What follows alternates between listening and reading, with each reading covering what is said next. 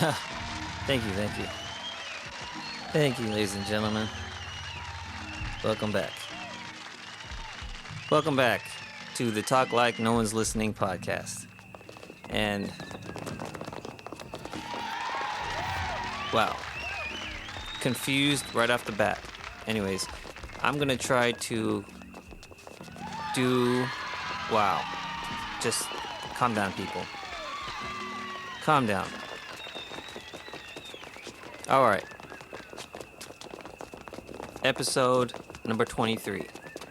And I did a little something experimental last episode, and I created what I like to call the podcast obstacle course, where I purposely put in a bunch of sounds, Foley sounds, background ambiance, movie sound effects, and a bunch of effects on my voice randomly as a way for me to try to challenge myself while doing this podcast to see if I could continue to talk clearly and stay on track while hearing a bunch of random sounds in my ears in the headphones. And I had a lot of fun doing it. It was really weird and it didn't make any sense, but it doesn't have to be normal or make sense. So I felt like I wanted to run it back one more time and do the same thing. I changed up some of the sounds this time and things like that, but it's basically the same idea. It was an experiment gone right. I don't know exactly what it is that I discovered, but I discovered something that was inspirational to me. It made me think of possibilities, new directions, new outlets of creativity for this format of media, of the podcast, where I think essentially it always will be based around conversation and sharing of ideas and communication and talking. That will always be, I don't know. It seems like that would always be the point, and people wouldn't stop doing that. But there's what I'm trying to do now. I'm trying to discover for myself and for everybody else out there what other possibilities are out there, because there always are more possibilities. And why not have fun? I started getting a little bored with it myself, just talking and talking, because I guess because it's me talking and it's my voice, I don't find it that interesting. So this is a way for me to feel like I'm doing a little bit more in the process, and it's more enjoyable for me, and it's just fun, and it's creativity with no purpose, essentially. But I hope for the listener out there, there's something interesting in here also, something that will spark ideas. One thing I did find that was very interesting, that was maybe just in my head, but when I listened back to my last episode, and when I listened back to all the things I was saying, I liked a lot of the points I was making, but I also found that it was very interesting how certain sounds would come and go and certain effects would come and go on certain things that I would say. And it felt like to me that they had this nice little synchronicity where as the sounds changed with what I was talking about, it made it feel like they were somehow connected, and my brain was filling in the blanks of these two separate things happening, and it filled the gap in, and it created some kind of connection that maybe wasn't really there. And in a way, it created a story in my head. Oh shit, they found me. And it made it feel a bit more like storytelling. which part of it I was telling stories of my experience, it made it feel a bit more theatrical. And I just felt like, didn't know that was going to happen, but I'm glad that it did. And I'm glad that I had a few people listen to it and tell me they liked it. And me personally, I listened back to my own episode. I always listen back to my episodes at least once just to make sure there's nothing totally fucked up with it and make sure I didn't say anything that I might regret in 5 to 10 years. But that's all part of the practice of doing a podcast, is self-control. And moderation of self-control. Of controlling what you're going to say, not to self-censor, but just to keep yourself out of trouble. Unnecessary trouble. Sure is windy out here. Out here in the plains of Wyoming. It's been a long time trekking through these hills of North Dakota. Time to find some shelter. Wow, where am I going with this? The point I was trying to make. Now, see, okay, now I've tried. I felt like I got through the last episode pretty well. And the first time doing it was meant to be a challenge. And so since I got through it the first time, I felt like, why don't I challenge myself more? And add even more sounds and make it even louder and make it more maybe annoying. Seems to be working. It's definitely more challenging. But I guess that falls in line with the topic for today's episode, which is, I don't know what the title will be yet, I'll figure it out, but something along the lines of jumping into the deep end. Or, no, let me do it like this way. Studio stories, diving into the deep end. Which refers to the way that I started my career, working at a studio. I always feel like if you are going to jump into something new and learn something new, why not jump into the deep end and sink or swim? It worked for me. I like to do things that way.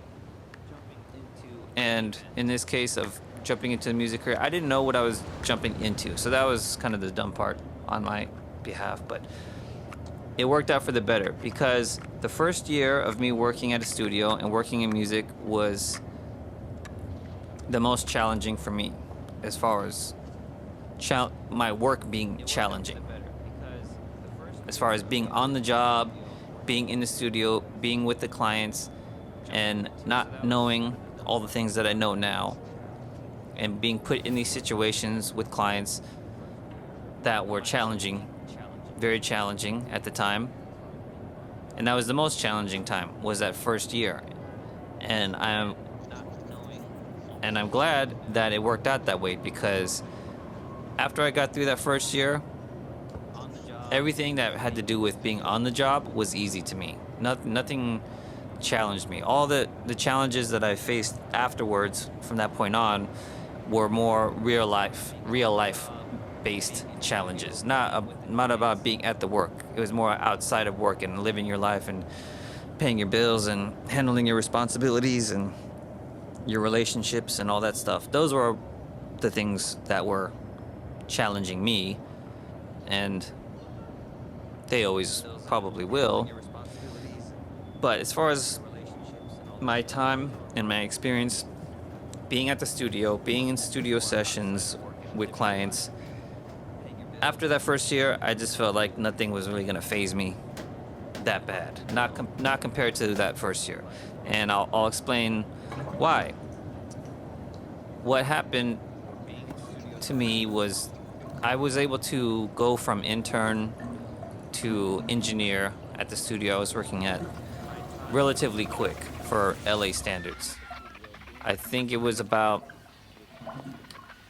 4 to 5 months, maybe 4 months, from being an intern to being an assistant engineer slash engineer that would be in the studio working directly with the clients as their engineer or as an assistant to their main engineer.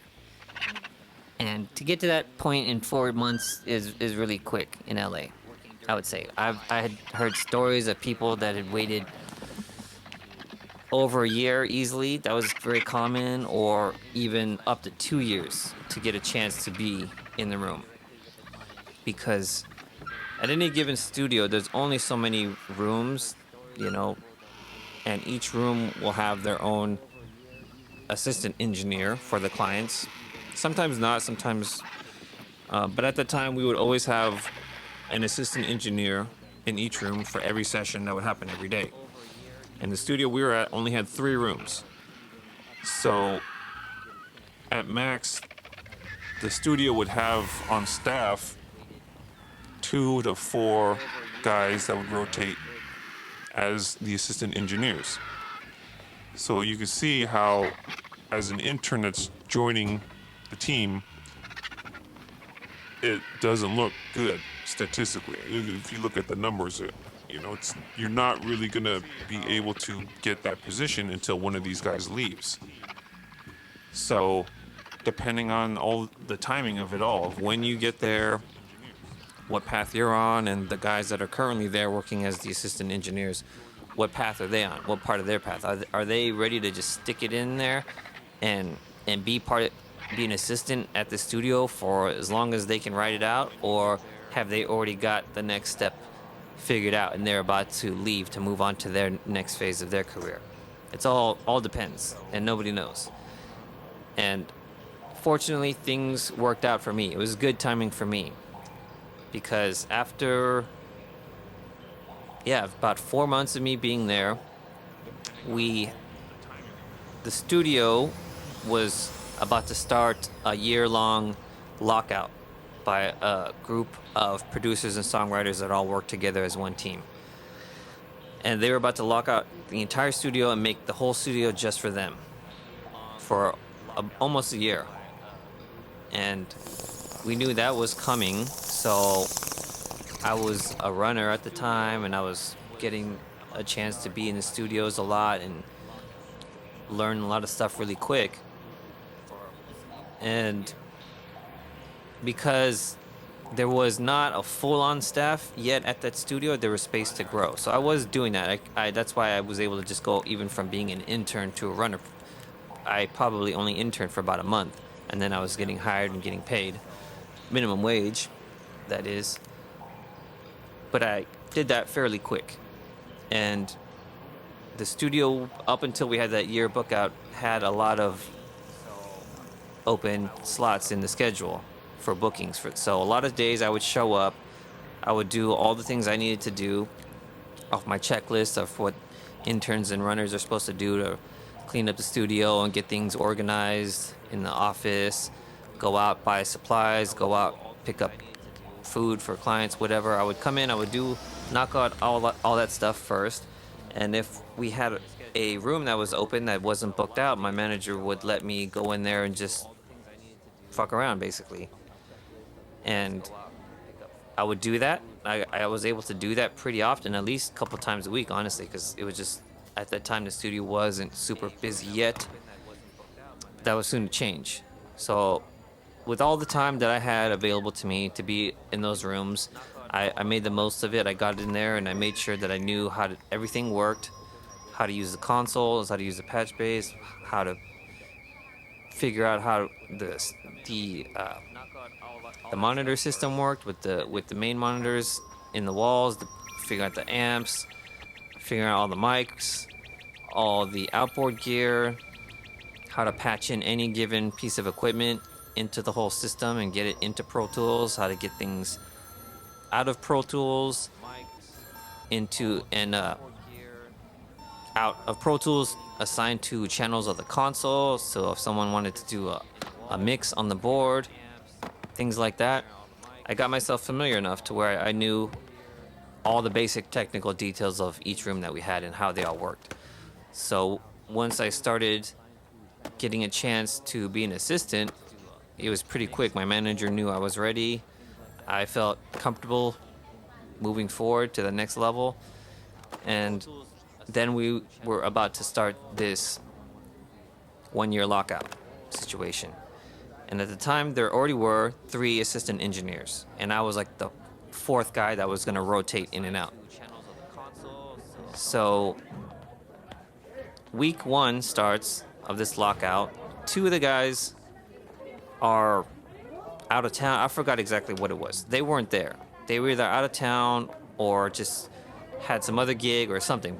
So it was just me and one of the other assistant engineers. So it was just the 2 of us handling the first week of this whole situation where these clients came in and they used all 3 rooms and they had a ton of people and they had a couple of guys that were producers, a couple of people that were songwriters, about 3 engineers of their own, 3 or 4. Then the producers had their assistants, and it was just like a whole big squad of people that we had to accommodate.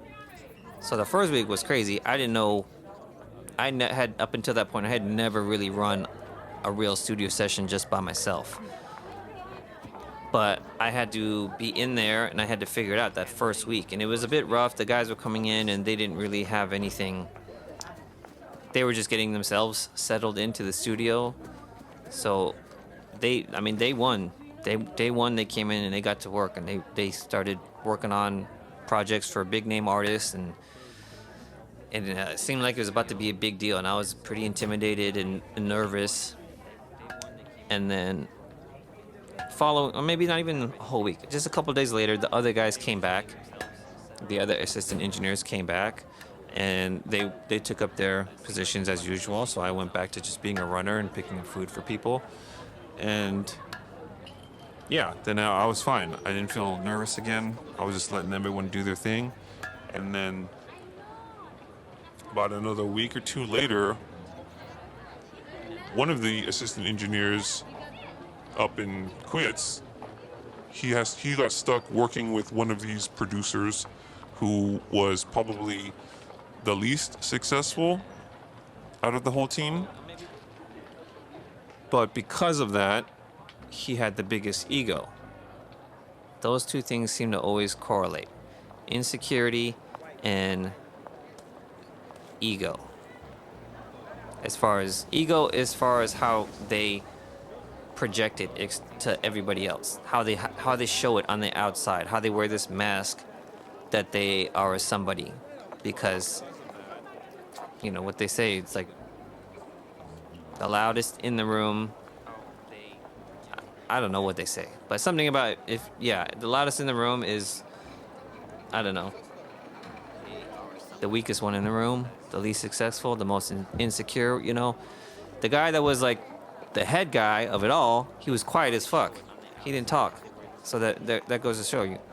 But anyways, one of our assistant engineers, he got stuck being the main guy to work with this one shitty producer.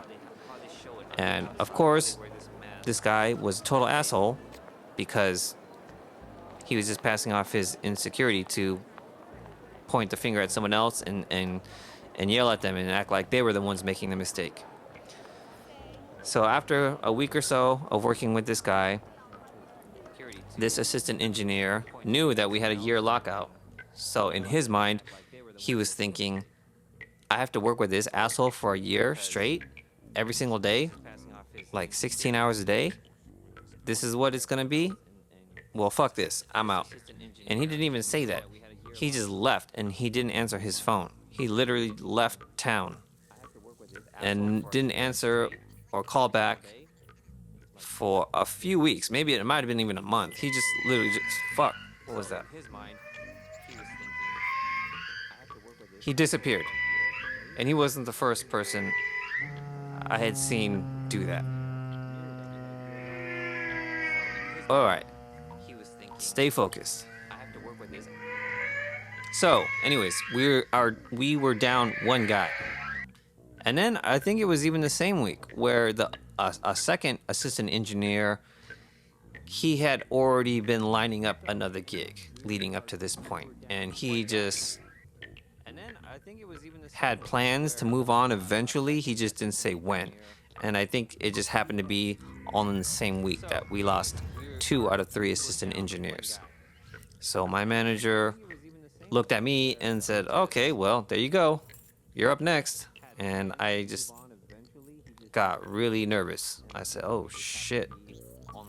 I kind of don't know what I'm doing. That's what I thought in my head. I couldn't say that out loud. I just said, okay, sure.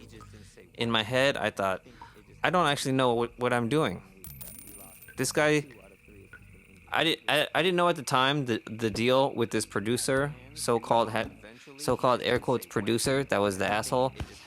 I didn't really know what the deal is with him. I knew he was an asshole, but I assumed he was a somebody.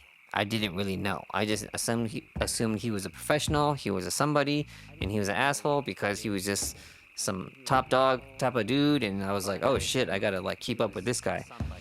And then, so yeah, the following day, I guess, I had to come in and be the engineer for this guy. And he was writing music, he was making new tracks, writing music, and he was using an MPC. Everybody at that time was using an MPC for drums and a Roland Phantom keyboard and maybe one other thing like a Yamaha Motif or something like that. And he had different keyboards like that. And that was his system. That was everybody's system at the time, was to use the MPC as your drum machine and as your sequencer. So you would use that just the way in your computer in Logic or Ableton or whatever, you use MIDI and you have all these different tracks and you program the MIDI to create the song. So people used to do that. It's crazy how I'm talking about this like this is like way back in the day before people had electricity or some shit. But when I think about it, it is a totally different world now as far as producing goes, and how people used to have to have all like hardware equipment. They used to have real keyboards that they would have, and a drum machine, like MPC was the most common, and some way to just sequence it all together. And then you would have to record all these tracks in individually into Pro Tools, and that's how you would get your multi-track of the music part of the song. So the producers would start by creating the song, and then they would record it into Pro Tools and arrange it, and then have a songwriter come in and write a song to this music. And then once you have that song as a demo, then you would sell that, try to sell that, pitch it to an artist. If the artist wants to use it, or the label manager, whoever wants to use the song, the artist records it. They just basically re-record all the vocals that were in the demo. For the most part, they could, interpret it how they want, but they're basically singing the lyrics and the melody and the vocal arrangements that were created in the song demo. And then the producer, after the fact, would maybe take all that stuff together and then do their final touches to turn that into the final song.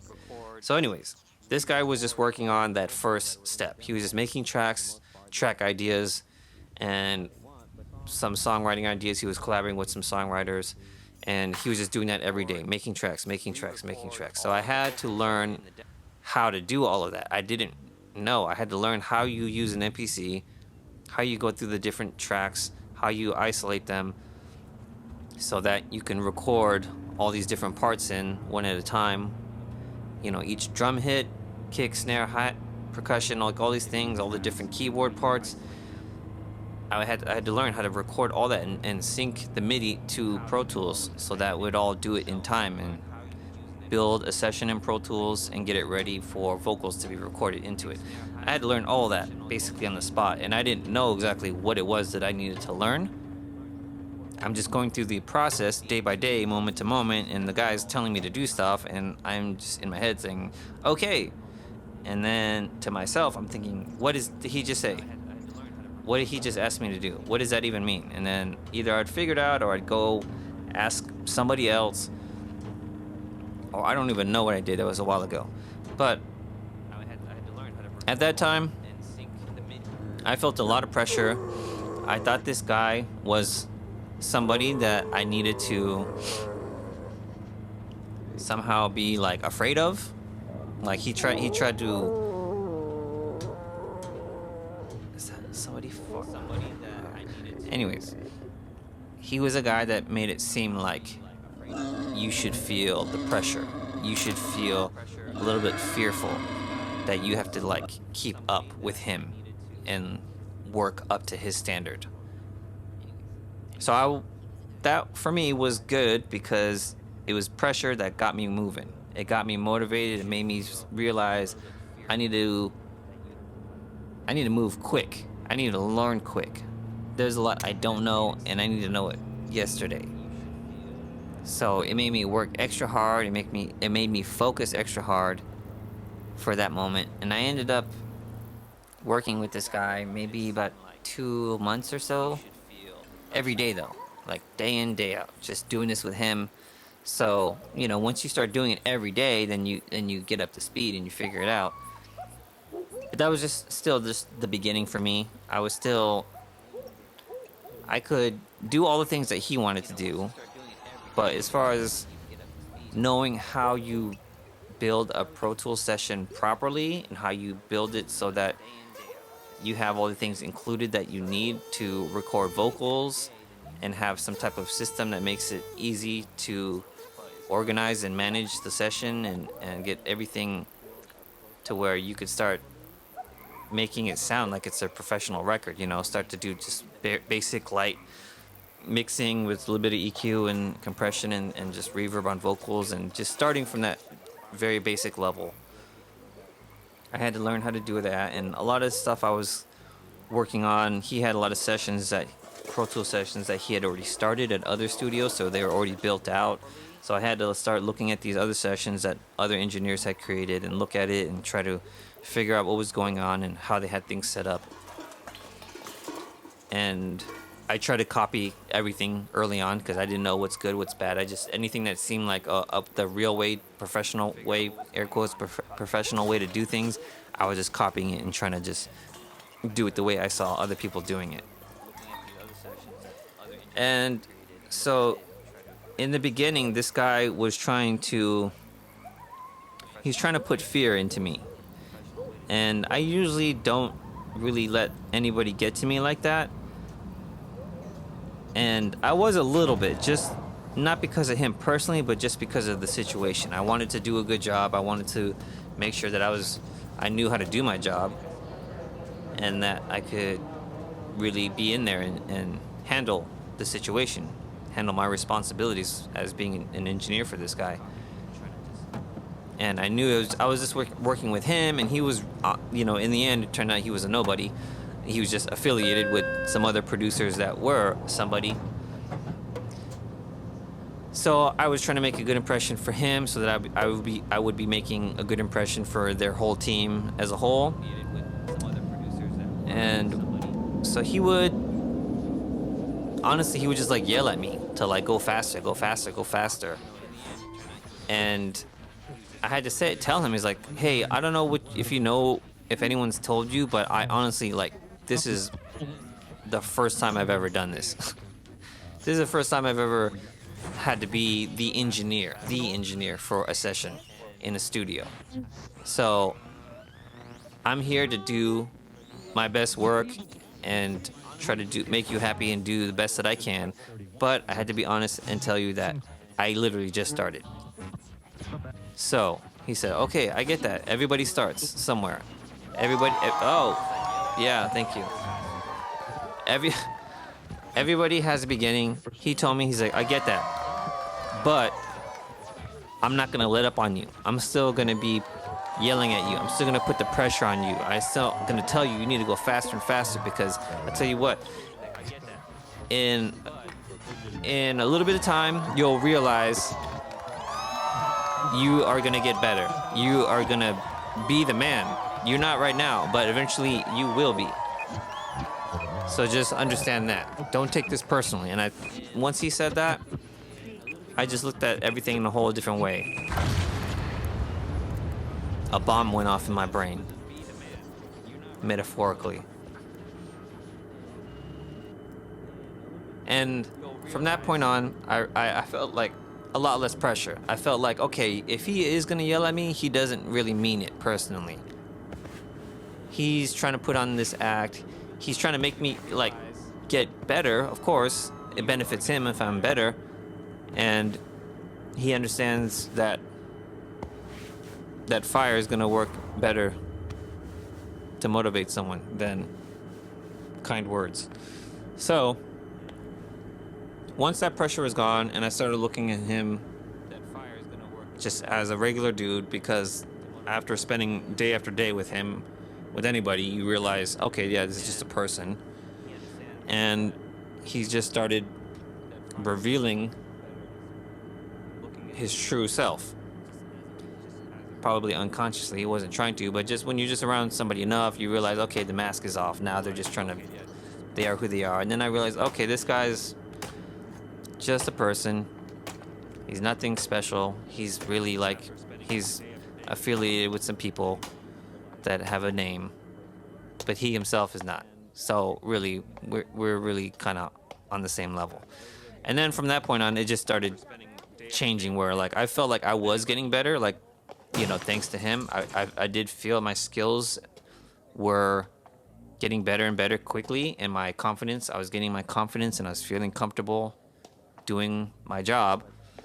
And I looked at him and noticed that all the other people in their camp, in their team, they were doing work. You know, they were doing songs with real legit artists. They were writing songs, they were selling songs, getting placements, doing real work. And this guy had been, maybe say a month had gone by, and he hadn't done anything really. He was in there, he was working and making tracks and trying to just do ideas, but none of them became anything. So I started to see him start to slip in that way mentally, that he started getting, his insecurity started picking up a lot more, because he saw that he basically wasn't like, they were doing work.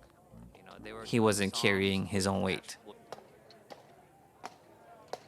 And that he knew that other people were in his team were looking at him in that way, that like, hey, what are you doing? What are you doing every day in that room? And he really started to show himself to be very immature and childish. And then at that point, I really started to just feel like, oh, this guy's just a clown, actually. I can't believe I was ever like scared or like nervous around this guy. He's really just a clown. He's just like figuring it out himself. He doesn't know what he's doing. And once I realized that, then he took it even further, like just coincidentally or whatever, that he just started acting like a clown just even more so. Anyways, fast forward, I didn't really mean to talk about that section for that long. But I would say once I stopped working with him, because after that, he pretty much got kicked out of the studio. The people that he was with, they said like, look, you're not really doing nothing, so we're going to have somebody else that's really doing work use that room, and you will go back to wherever you came from and figure out your own deal. So they switched me out. They had me move to work with another person in their team. And once I started, just working with other members of the team, and I kept on going with them, I felt like, everything is so much easier. There's nothing else here there's no other situation I'm in with these guys that makes me feel nervous anymore, like that first month and a half did. And I realized already back then that like, wow, I just dove through the deep end. I learned in the deep end, and now I can swim. So now the deep end doesn't scare me. And now nothing really feels like the deep end anymore. It feels like I know how to swim and I'm comfortable, and I know how to just go with the flow now and do I know what everyone's talking about. I know how to set up sessions. I know the typical things that all these different people are doing. I'm learning from them. I'm picking up all this knowledge and experience from all these guys that are very experienced. And it was smooth sailing for a bit. after that, which was good. But the way that these guys worked was very important for me. It's very important to my foundation of what I do now as a producer and engineer, because the way that they worked overall, they were guys that worked in the pop world. So they had this thing set up with their team where it was really like an assembly line. It was like a factory. It was literally a pop music factory, the way they set it up. They would have phase one with all the producers making tracks, track ideas. And then they would have different songwriters come in. Some were affiliated with them and some were outside songwriters that they would just collaborate with. And then, like I said, they would make all these song demos and they would start sending them out, pitching them to different artists. The artist, they would get an artist to record one of these songs. They would come to the studio. They would record.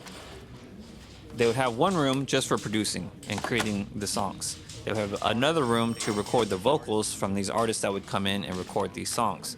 Then they had the third room that was just a post-production type of room where they had a couple of different engineers just working on these files. So after they would get the song recorded by an artist, then they would send that Pro Tools session to another engineer that was mainly there to do all the cleanup work. They would melodyne the vocals to get everything pitch corrected and sound perfect, and then go through all the different tracks of the music and start to pre-mix them, do effects on the vocals, things like that, and start to develop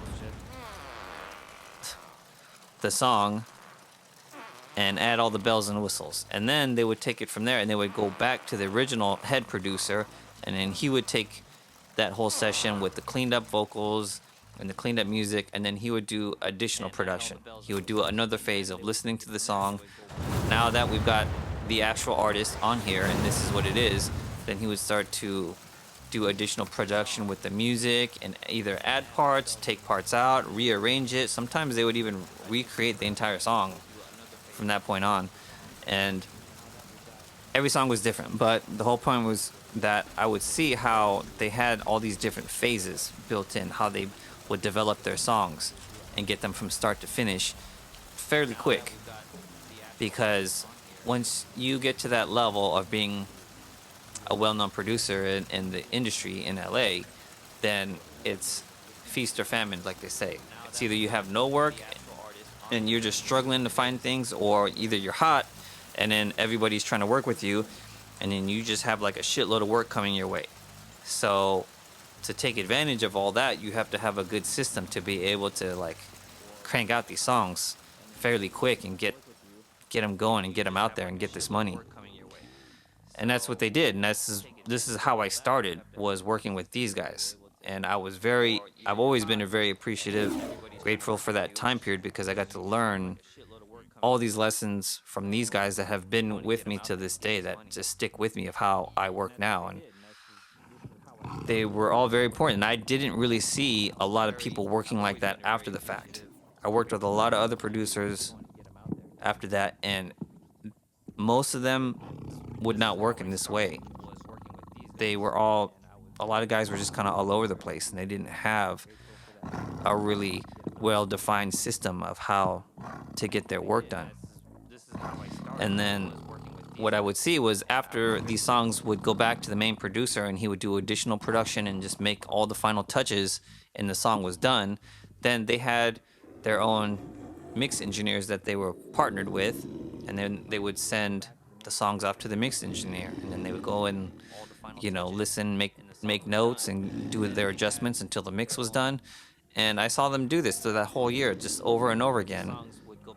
Have all these songs go from start to finish, and average a song could be done in like a week from the time that they create the song, write the song, get the artist to sing it, additional production, mix it, approve the mixes, and it would be a song by a big name artist that you would see come out on the next album, or it would be a single and it would come out fairly quickly after that.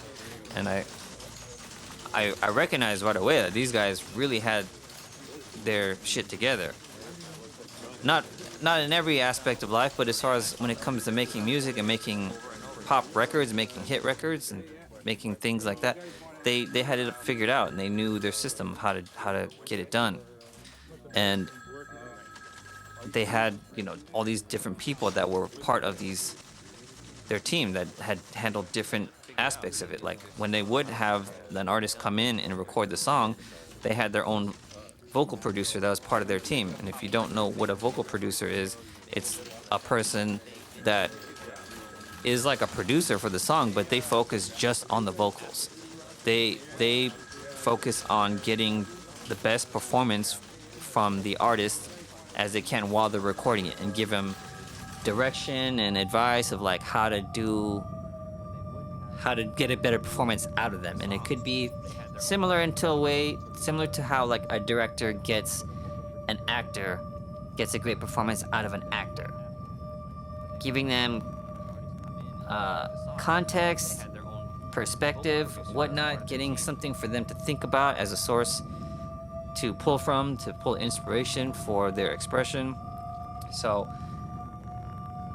I would see this person as a vocal producer get these artists, all these different artists in, and even if they weren't good, he just knew how to deal with all these situations. If they're not a great singer, he knew how to get around that. He knew if they're not a great singer, don't have them sing like a full verse and try to make that be the performance. Let's just break it up into small pieces. Like, can you sing 3 words? Can you sing 3 words and be fairly close to the pitch and the timing? If you can do that, then let's just do that. And then he would do that and record 2 or 3 words at a time, and just do multiple takes of each set of 2 or 3 words and go all the way down. And then he would comp all that together, cut it all together, all the best parts that he had, until he has a verse, or he has a hook, or he has, until he's recorded the entire song with them. Sometimes that would take forever because there were a lot of people that just were not good singers, and some people working with him because he was good at what he did, that could be knocked out really quick. They could record the whole song and be in and out in no time. But I learned more from watching him work with the bad singers, because that takes more work. So you learn all the tricks of this is where like the magic comes in, where you make somebody sound like they're a good singer when they're totally not. And then after, he would take all the vocals, and he would get the best version of the vocal performance that he could get, and comp it all together and kind of premix the vocals a little bit. Then once they would pass that off to the other engineer, who would melodyne the vocals and clean them up even more and fix the timings and all that stuff, then you would hear it and it would sound like, holy shit, this sounds like professional. It sounds like a real song. It's like, I can't believe this is the same singer that I heard in that room who couldn't sing. But I saw how they had different people in their team that specialized in certain things. And the benefit that I had from working with all these people, being around all of them, was I got to learn all these different people's specialties. And maybe I didn't necessarily learn how to do it how they do it, but I learned that they did have these different specialties, and this is how they worked and how they all add together to create the final product.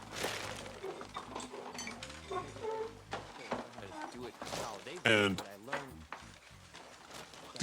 all these things were just going in my head. I was soaking it all up. And I really felt like this was the first time I really understood what producing meant. Producing is not drop the bass.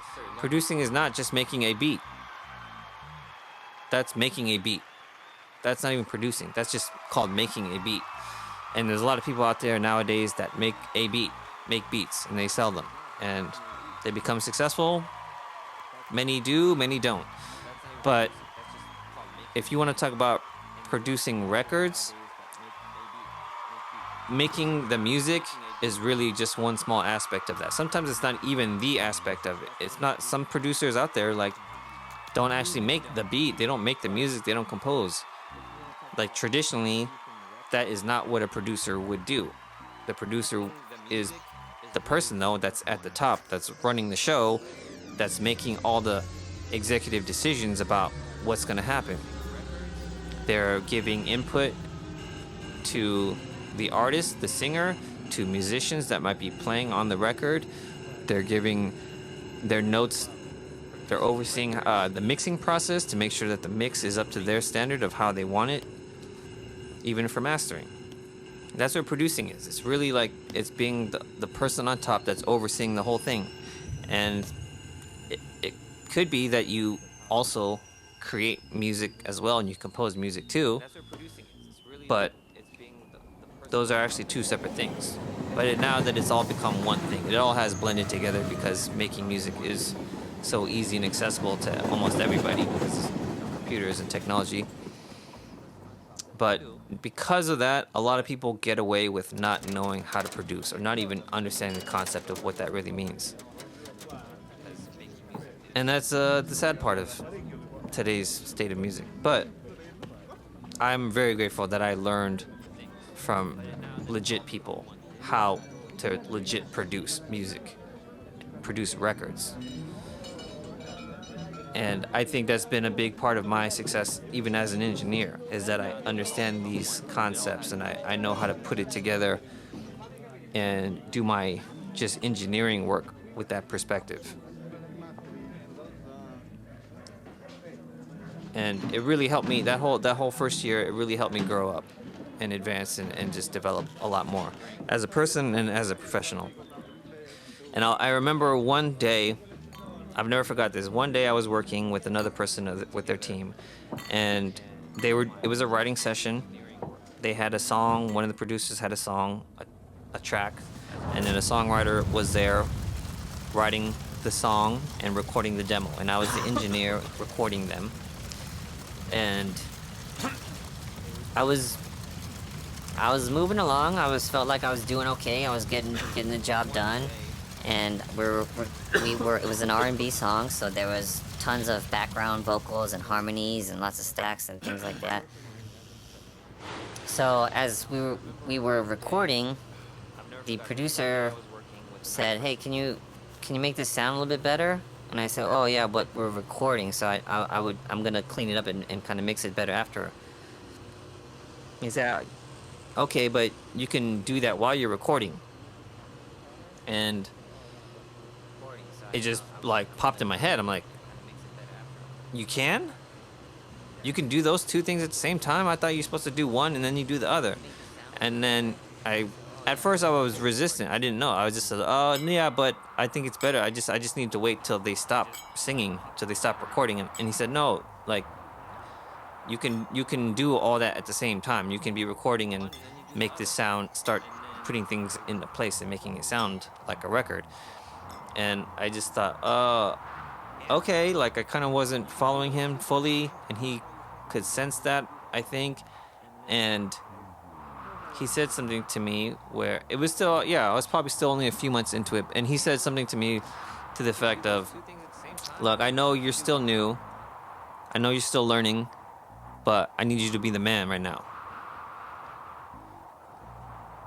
And when he said that, it just really hit me, like, I need to be the man right now. And I'm like, what does that mean? And I had to think about it and be in that moment of it and just think, yeah, why, like, no excuses. Don't try to create excuses to get away from what this person is asking of you. They're asking you to be the man right now and be able to make it happen and do a good job and make this song happen, make this demo happen. And if you want to say, oh, but I'm still new, I'm still learning, I'm still figuring it out, if you want to make an excuse as to why you are not going to be the man right now, then you're just not going to make it. Look, it's just like you're here in the seat, you're in the situation, you're the one engineering, you're in a professional studio. Don't make excuses. Just look and pay attention to what's going on around you and do what you need to do and be the man or the woman. Hey, I'm fair. But as the phrase goes, be the man, like step up and really take full responsibility for what's going on. And don't make excuses. If they're telling me I need you to make this sound like it's mixed as we're recording, then that's what you got to do. And because that wasn't the first time and only time someone told me that, mostly everybody was mentioning things along the lines of that I started to realize, okay, I got to figure out how I can actually carry this out. At first it seemed unreasonable. Why do you expect this to sound mixed? Like as we're recording the vocals and you're hearing it in your headphones. But then I thought, well, I can do, there is a lot I can do. I can work on this and I can start putting things into place mix-wise as we're recording. I can get the levels of all these individual vocal stacks and backgrounds. I can start leveling them out to get them to sound good. It really comes down to the blend of all the vocals initially to make them sound good. I can do that. I can control the volume while I'm recording. That's not hard. I can start to do some basic EQ and adding, effects and reverb and delay. I can do that as we're recording. And that will help get the song to sound like it's an actual record. And once I started thinking about that, I made it a mission. I made a thing in my head where like, I'm gonna keep trying to figure this out. I'm gonna figure out what more can I do? How can I streamline this even more? How can I make it set up? How can I get from A to B as fast as I can? How can I get from hitting record the very first time to sounding like an actual record by the time we are done at the end of the day? And this client is going to leave and I'm going to send them a bounce of this song and they're going to listen back in their car or whatever when they're leaving, and they're going to listen to it and feel like, damn, this sounds like it's actually a finished song already. That's when the clients say, I want to work with this guy again. And that's what it's all about, day by day, working with clients and getting them to decide at the end of the day, I want to work with this person again. This person gets it. They know what they're doing. They know how to make it happen. This is the person that I want to have in this seat, running my session, making my music, making my records. And they're gonna listen to it and feel like, damn, this sounds like it's actually a finished song. And eventually, you'll find yourself one day, like me, talking to yourself as a way to process all this experience that you've had in your life and figure out what it is.